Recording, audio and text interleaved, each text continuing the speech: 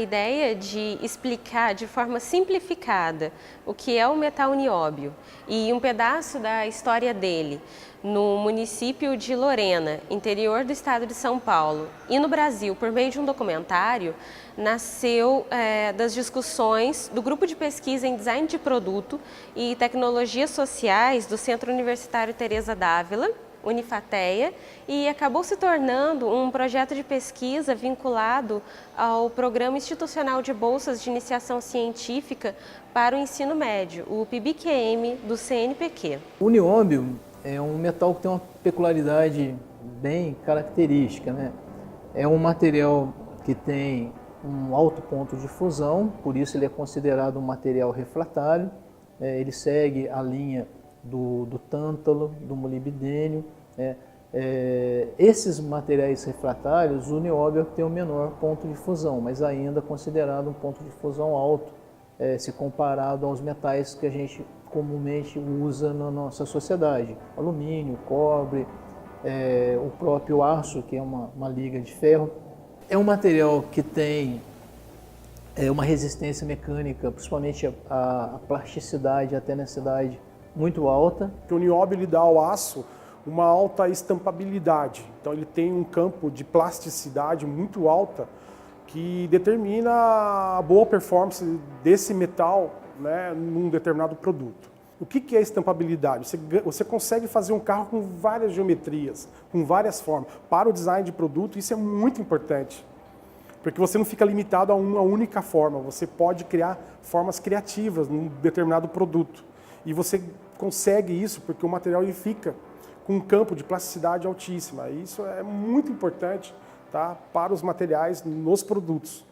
É um material que tem algumas propriedades eletrônicas, térmicas, e que permite o uso dele em várias linhas de aplicações. Ele é um material não tão denso, pesado, ele tem excelente propriedade mecânica, ele tem excelente propriedade de corrosão em diversos meios, o qual é submetido, isso é muito importante. Ele tem uma propriedade muito atraente, que é a formação de uma camada passiva, um filme. Uma outra aplicação que está destacando e crescendo, né, no mercado, em função do filme, do óxido que é formado na superfície, desse comportamento de gerar cores, né, nuances de cores, lilás, azul, verde, ele tem sido explorado o seu potencial na aplicação de design de joias, né? É uma área relativamente recente em que está sendo explorada desse material. Mas a gente poderia, né, colocar como síntese, né, desde da área eletrônica, nuclear, elementos de liga e também agora biomateriais e também agora design de superfície e design de joias. O nióbio ele é aplicado hoje na parte de supercondutores, em função da sua propriedade física de campo magnético, ele sobre condições de temperatura controlada, temperaturas criogênicas, né, falando aí em torno de 270 Kelvin, ele se torna, por ser um metal de transição, ele se torna um material com supercondutividade, ou seja, resistência ohmica à passagem de corrente zero. Por isso deu origem, né, essa pesquisa, essa aplicação permitiu a geração de vários produtos na área médica, de imagem, como ressonância magnética, tomografia computadorizada.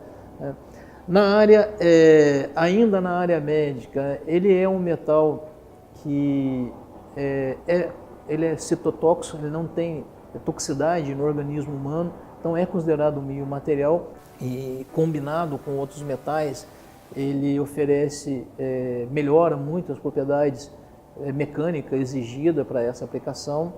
Na área nuclear, para composição de elementos de liga nos materiais usuais na área nuclear.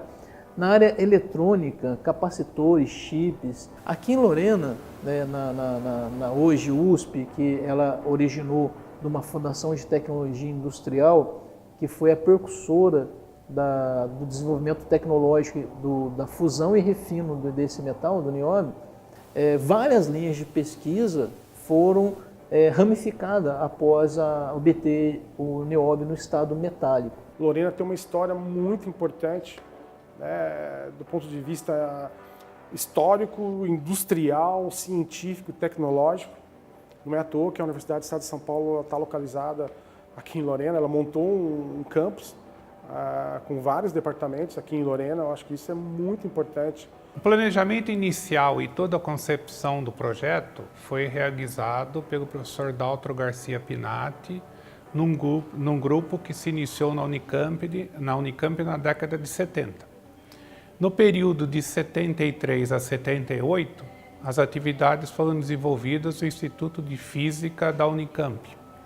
A partir de 78, um grupo de pesquisadores, liderado pelo professor Pinatti, veio para Lorena para planejar a instalação e a implementação numa escala piloto de produção dos metais e ligas refratárias, tendo como seu carro-chefe o nióbio. E esse professor eu conheci em 1976, que foi e é o Dr. Daltro Garcia Pinatti, que atuava então num projeto que ele trouxe da experiência dele lá dos Estados Unidos, trabalhando ou fazendo o doutorado dele na Universidade do Rice, no Texas, que naquela ocasião tinha um programa de cooperação tecnológica com a NASA para o desenvolvimento de materiais que seriam usados nas Apolos, as naves espaciais que foram mandadas para a Lua. E ele teve a ocasião de dar uma contribuição importante em vários aspectos desse material, só que esse material era feito de um metal do qual os Estados Unidos tinham e têm uma reserva muito grande, que é o molibdênio. Quando terminou o doutorado dele, ele decidiu voltar para o Brasil porque ele também entendeu que nós poderíamos fazer alguma coisa semelhante com um metal do qual nós temos reservas extensas, as maiores do planeta, que é o nióbio, e que até então ele era simplesmente mandado para fora do país sob a forma de minério com baixo valor por quilo de nióbio contido. Nós então transportamos para cá, para Lorena, a fase piloto de uma parte de laboratório que ele já estava desenvolvendo lá na Unicamp. Lá na Unicamp, ele desenvolveu em escala de laboratório a obtenção desse metal por uma rota revolucionária até então praticada no mundo, que era a rota química, e ele desenvolveu uma rota física. O que se objetivava era usar a mesma rota de produção a partir dos óxidos e dos minérios dos metais refratários para, após uma redução por alumínio, no caso do nióbio e do molibdênio, e por sódio, no caso do tântalo, passar por uma segunda etapa de refino no que nós chamamos de forno de feixe de elétrons. Esse forno de feixe de elétrons permite que você realize a fusão e o refino dos metais em alto vácuo, permitindo que todas as impurezas de ponto de fusão inferior ao ponto de fusão desses materiais evaporem e depositem nas paredes e você obtém um lingote de um material puro. A mim coube transportar essa teoria que foi desenvolvida em escala pequena para o forno piloto, que atuava numa escala de lingotes de cerca de 200 quilos. Aqui é o forno de feixe de elétrons, onde foi processado mais de 100 toneladas de nióbio, constituído por dois canhões de 150 kW cada um, que permitia a geração e convergência de um feixe de elétrons equivalente a 5 amperes de corrente, com capacidade de fundir metais até 3.000 graus Celsius. Esse daqui seria o final do lingote quando ele passa pelo processo de fusão na vertical. Então nós podemos verificar aqui que o feixe de elétrons toca a superfície do lingote, aquecendo acima do ponto de fusão e ocorre o gotejamento do material